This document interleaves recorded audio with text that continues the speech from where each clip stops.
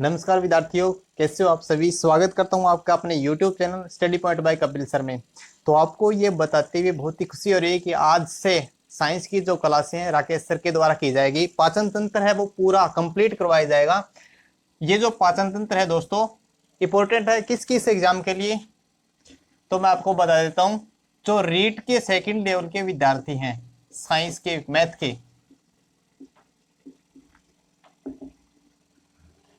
Math के और science के, और जो पटवार जो राजस्थान के अंदर वैकेंसी है, फॉर्म भरवा चुके हैं जिसके, और राजस्थान पुलिस।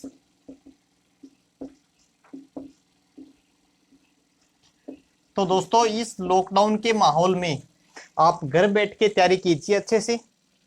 और अगर आपने अभी तक अपने इस चैनल को सब्सक्राइब नहीं किया तो सब्सक्राइब कर लें। और जो नोट्स हैं दोस्तों, इसके नोट्स वो भी आपको मिल जाएंगे टेलीग्राम के ग्रुप में, टेलीग्राम के चैनल में, जिसका जो लिंक है वो डिस्क्रिप्शन बॉक्स में नीचे दिया गया है।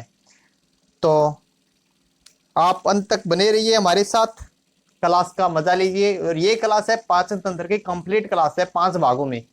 ठीक है, चलते हैं अपनी क्लास की तरफ। हाँ जी, नमस्कार। और हम पढ़ेंगे रीड सेकंड लेवल में। सब्जेक्ट है हमारा साइंस, और साइंस में हमारा टॉपिक है मानव शरीर एवं स्वास्थ्य। मानव शरीर एवं स्वास्थ्य, और इसके अंतर्गत हमारा सब टॉपिक है पहला, पाचन तंत्र। पाचन तंत्र यानी डाइजेस्टिव सिस्टम।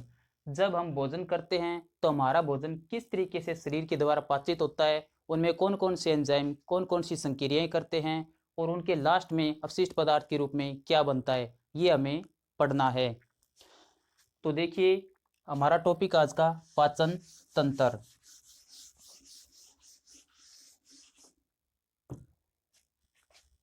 क्या टॉपिक है? पाचन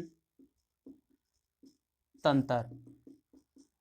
और हमें पढ़ना है मानव का पाचन तंत्र। तो पाचन तंत्र शुरू कहाँ से होता है?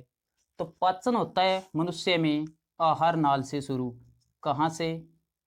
आहार नाल। आहार नाल कोई एक अकेला विशेष अंग नहीं है, यानी कि इसमें अनेक सारे आंतरिक अंग मुख्य रूप से मिले हुए हैं।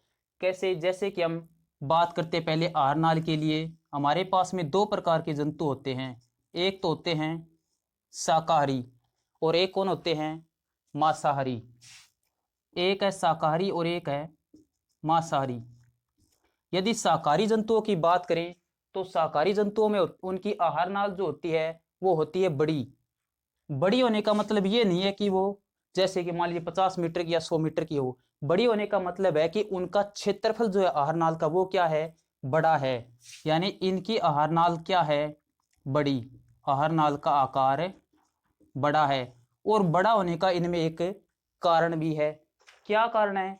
आपको पता होगा कि शाकाहारी जंतु जो हैं वो क्या खाते हैं? वे खाते हैं जैसे कि घास फूस, घास वगैरह खाते हैं। तो घास खाएंगे तो आप जानते हैं कि घास में क्या होता है? सेल्यूलोज। क्या चीज है? सेल्यूलोज। और सेल्यूलोज एक जटिल कार्बनिक पदार्थ है। उसको तोड़ने के लिए हमें विशेष प्रकार के एंजाइम और ज्यादा संक्रिया करनी पड़ती है। इसके कारण जंतुओं में क्या पाई जाती है? आहार नाल का आकार है बड़ा होता है। और एक होते हैं मांसाहारी जंतु। मांसाहारी जंतु यानी कि ये क्या खाते हैं? मांस खाते हैं। और मांस में क्या मिलता है हमें? प्रोटीन होता है मांस में। यानी मुख्य रूप से क्या घटक पाया जाता है? तो मांस में पाया जाता है प्रोटीन। ये तो हो गया शाकाहारी और मांसाहारी जंतुओं में आहार नाल के आकार से संबंधित है हमारा कथन। अब देखिए आहार नाल की हमें बात करनी है किसमें? मानव में। मानव जो कि पृथ्वी का सबसे बुद्धिमान प्राणी है, क्योंकि उसमें सोचन क्षमता, चिंतन करने की क्षमता है। इसी कारण वह क्या है? इस पृथ्वी जगत का, इस संसार जगत का सबसे विशिष्ट जंतुओं के अंतर्गत यानी व्यक्तियों के अंतर्गत आता है। तो देखिए यदि मानव में आहार नाल की बात करें और इसके आकार की बात करें तो इसका आकार यानी कि इसकी लंबाई होती है लगभग 10 से लेकर 12 मीटर।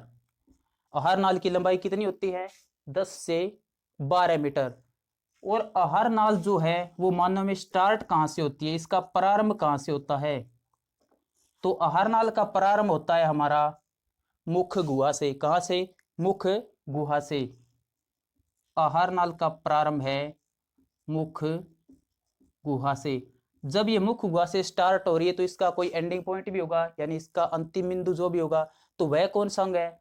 तो वह है इसका अंतिम बिंदु है, अंतिम बिंदु या अंतिम अंग यदि बात कर ले तो वो क्या होगा? गुदा। यानी ये इसका लास्ट विशिष्ट अंग है जिसके द्वारा अपशिष्ट के रूप में हमारे भोजन को शरीर से बाहर निकाल दिया जाता है। अब हम आहार नाल की मानव में बात करें तो आप एक चीज ध्यान रख लीजिए, इसका आकार क्या है? 10 से लेकर 12 मीटर। शाकाहारी जंतुओं में आहार नाल क्या होती है? उनका क्षेत्रफल बड़ा होता है, क्योंकि शाकाहारी जंतु घास खाते हैं और उनमें क्या पाई जाती है? मुख्य रूप से सेल्यूलोज। और मांसाहारी वो प्रोटीन खाते हैं। इनकी आहार नाल मांसाहारी की शाकाहारी की तुलना में क्या होती है? छोटी होती है। उसके बाद में हमने बात की कि मानव में जो इसका आकार है वो होता है 10 से लेकर 12 मीटर। इसकी शुरुआत कहाँ से होती है? मुख गुहा से। और इसका एंडिंग पॉइंट कहाँ पे होता है? गुदा से। अब हम पढ़ते हैं आहार नाल के विभिन्न भाग।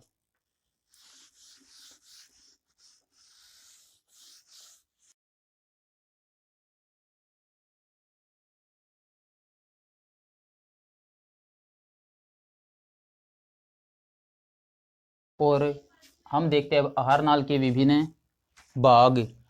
और आहार नाल के भागों में देखिए, पहला हमारे पास में आता है मुख गुहा। आहार नाल के विभिन्न भागों की यदि बात करें तो पहला हमारे पास में क्या आता है? मुख गुहा। मुख गुहा के बाद में हमारा दूसरा जो अंग है वो आता है गर्सनी। क्या है? गर्सनी। गर्सनी के बाद में हमारे आता है गर्सिका। गर्सिका या ग्रास नली भी बोलते हैं इसे। और उसके बाद में हमारा आता है अमाशय। क्या अंग है? अमाशय। अमाशय के बाद में हमारी छोटी आंत।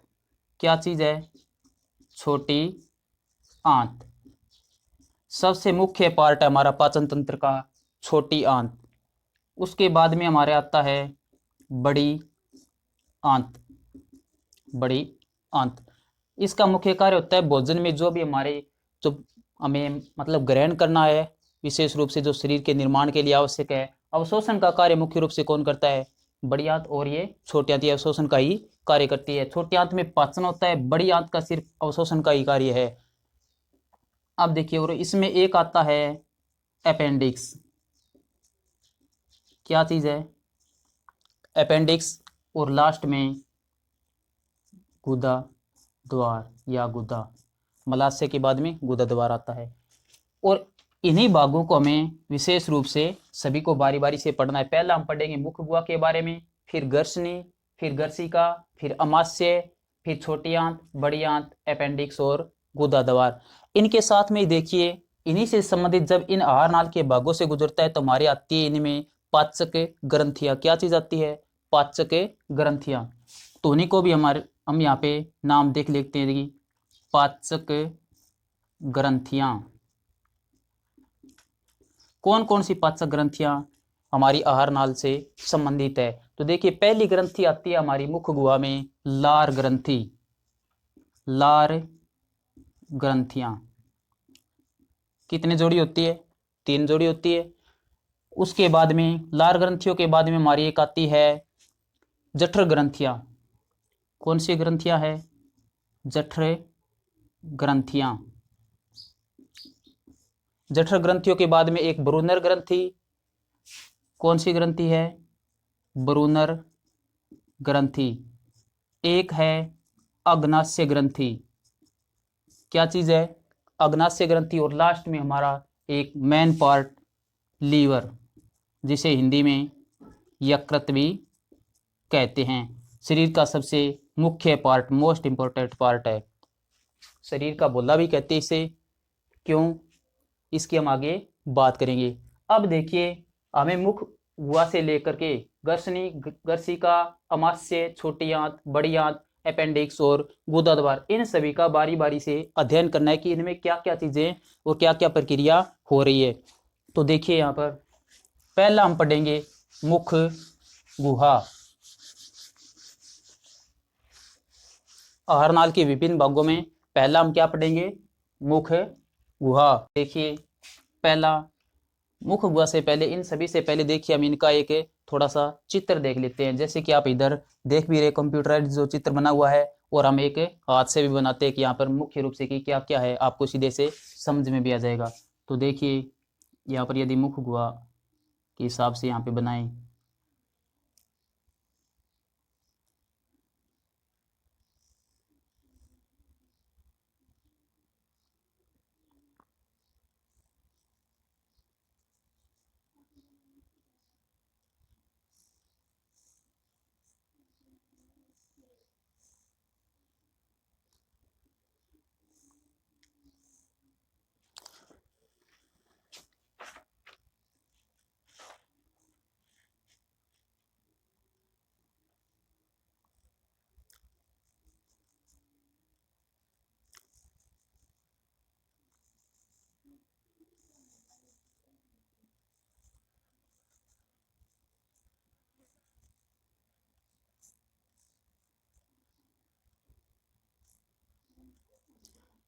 देखिए ये हमारा चित्र है यहाँ पे। और यहाँ पर एक और रंग है जिसे क्या कहते हैं हमें, यकृत। अब देखिए सबसे पहले पाचन कहाँ से स्टार्ट होता है, मुख्य गुहा से। तो ये है हमारी मुख्य गुहा। मुख्य गुहा के बाद में हमारा यहाँ का जो पार्ट है ये, इसे बोलते हम गर्सनी। गर्सनी के बाद में आपको ये जो लंबी अमाशय तक जाती हुई, ये क्या चीज़ है, हमारा अमाशय। तो गर्सनी को लेकर अमाशय तक की जो नली है इसे बोलते हैं हम गर्सिका। ये कौन सी नली है, ग्रास नली या फिर गर्सिका। ये हमारी गर्सिका होगी, अमाशय हो गया। और अमाशय के बाद में हमारा जो यहाँ पर ये है अग्नाशय। अग्नाशय। और ये हमारी छोटी आंत। छोटी आंत। छोटी आंत के बाद में हमारा पार्ट यहाँ से शुरू होता है। ये कौन सी आंत है, बड़ी आंत। बड़ी आंत। एक देखिए विशेष प्रकार का पार्ट यहाँ पर, छोटी आंत और बड़ी आंत, इनके बीच में एक छोटी सी संरचना और पाई जाती है, और इसे ही हम बोलते हैं, क्या बोलते हैं, अपेंडिक्स। क्या बोलते हैं, अपेंडिक्स। ये अपेंडिक्स है। और इसके साथ में देखिए ये जो अंग है इसे क्या कहेंगे हम, ये है यकृत। और यकृत के अंतर्गत यहाँ पर एक छोटी सी थैलीनुमा संरचना और होती है, और जिसे कहते हैं हम पित्ताशय। क्या कहते हैं, पित्ताशय, जिसमें पित्त का क्या होता है, संग्रहण होता है। अब देखिए ये हमारा मुख्य रूप से भाग है। सबसे पहले पाचन की प्रक्रिया आहारनाली में कहाँ से शुरू होगी, मुख्य गुहा से। मुख्य गुहा के बाद में कहाँ पर, गर्सनी में। गर्सनी के बाद में गर्सिका। गर्सिका के बाद में अमाशय। अमाशय से किस में, छोटी आंत में। और छोटी आंत से होता हुआ बड़ी आंत में। और बड़ी आंत से लास्ट में ये क्या चीज है, मलाशय। क्या चीज है, मलाशय। और ये है गुदा द्वार। गुदा द्वार के बाद के गुदा द्वार के सारे क्या होता है, लास्ट में इससे अपशिष्ट पदार्थ है शरीर से बाहर निकाल दिया जाता है। अब देखिए यहाँ पर हमारी सबसे पहला पार्ट हम पढ़ेंगे, मुख्य गुहा।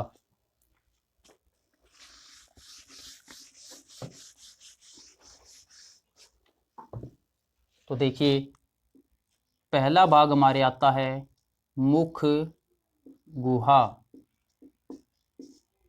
हमारी मुख्य गुहा में दांत, फिर क्या है, जीभ, फिर यवला, और लास्ट में हमारी यदि बात करें ग्रंथियों में तो लार ग्रंथि भी मुख्य गुहा में पाई जाती है। यानी एक हमारा है इसमें दांत, दांत के साथ में और क्या पाई जाएगी, जीभ, एक होता है यवला। यवला यानी कि हमारे जो लास्ट में एक तो कंठ है, उनके सारे ऊपर जो एक पेशीय नुमा जो संरचना लटकी हुई रहती है ना, उसे बोलते हैं हम यवला। और एक है लार ग्रंथियां, और इनकी हमें अब बात करनी है। पहला क्या चीज है, दांत।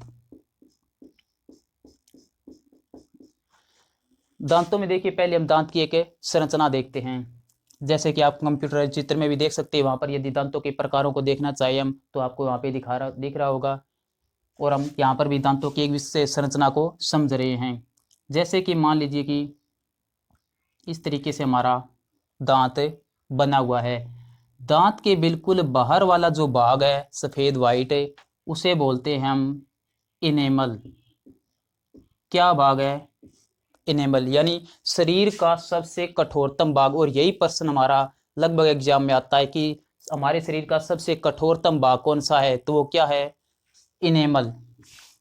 इंपॉर्टेंट बात है ये कि शरीर का सबसे कठोरतम भाग, शरीर का सबसे कठोरतम भाग कौन है? तो इनेमल। अब देखिए दांत में इस इनेमल के आंतरिक रूप से यहाँ पर कुछ संरचनाएं पाई जाती है इस तरीके से बनी हुई, और इन्हें हम क्या कहते हैं? डेंटिन। क्या कहते हैं? डेंटिन। डेंटिन के अंदर यहाँ पर कुछ विशेष प्रकार की जो तंत्रिकाएं हैं वो जुड़ी रहती है हमारे प्रमस्तिष्क से। क्या काम है इनका? जैसे कि हम मान लीजिए कि हमारे मसूड़ों में हम बहुत बार देखते हैं कि पक्षिदंड वगैरह लेते हैं तो कहते हैं कि हमारे दांतों में क्या हो रही है? झंझनाहट सी पैदा हो रही है। उनका कारण क्या होता है? ये तंत्रिकाओं के द्वारा जो संवेदनाएं है वो मस्तिष्क तक पहुंचाई जाती है, जिसके कारण हमें यहाँ पर क्या होती है? झंझनाहट वगैरह मतलब महसूस होती है। यहाँ पर ये क्या है? कुछ तंत्रिकाएं जुड़ी रहती है, जिसके कारण हमारे दांतों में जो दर्द वगैरह है वो इन्हीं तंत्रिकाओं के कारण हमें महसूस होता है। तो देखिए दांत के हमें यहाँ पर विभिन्न प्रकारों की बात करते हैं कि दांत के कितने प्रकार है। जैसा कि आप वहाँ पर उस चित्र में देख सकते हैं कि दांतों के विभिन्न प्रकार किस तरीके से दिखा रखे हैं। कर्तनक है, रदनक है, अग्र चैवर्णक है और चैवर्णक है। देखिए हम पढ़ते हैं अब दांतों के विभिन्न प्रकार। तो देखिए हम एक सारणी देख लेते हैं यहाँ पर। दांतों के विभिन्न प्रकार। दांतों के विभिन्न प्रकारों में पहला आता है हमारे